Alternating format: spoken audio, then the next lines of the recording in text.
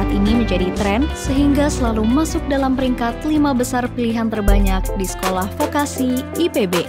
Selain sarana dan prasarana yang digunakan bersama sekolah vokasi, PSMIJMG mempunyai 2 laboratorium khusus yang digunakan sebagai laboratorium pengolahan, yaitu laboratorium kulineri yang terdapat di lokasi Cilibende dan laboratorium diet yang terdapat di lokasi kampus Gunung Gede.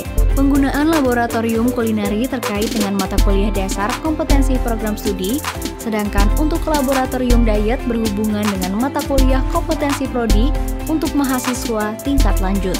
Selain itu, terdapat teaching cafeteria yang digunakan untuk laboratorium praktik usaha jasa boga bagi mahasiswa PKL PSMIJMG yang terletak di kampus Gunung Gede dengan nama usaha Kantin Sehati.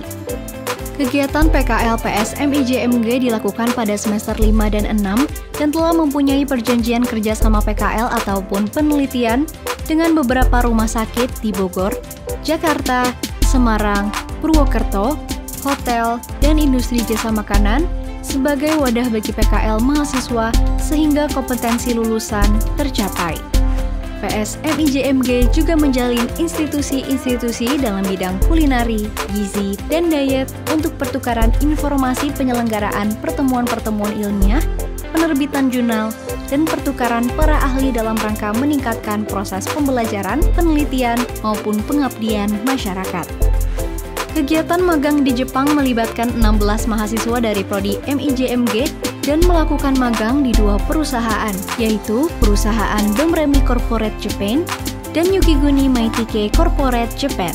Lembaga sertifikasi profesi sekolah vokasi juga menyelenggarakan skema kompetensi khusus untuk lulusan PSMIJMG agar mereka dibekali dengan sertifikat kompetensi yang sesuai dengan SKKNI, yaitu sebagai manajer atau kepala dapur pada industri penyelenggaraan makanan. Tidak hanya kegiatan akademik, mahasiswa PS Manajemen Industri Jasa Makanan juga sering mengikuti kegiatan non-akademik tingkat lokal, nasional, maupun internasional, antara lain perlombaan kreasi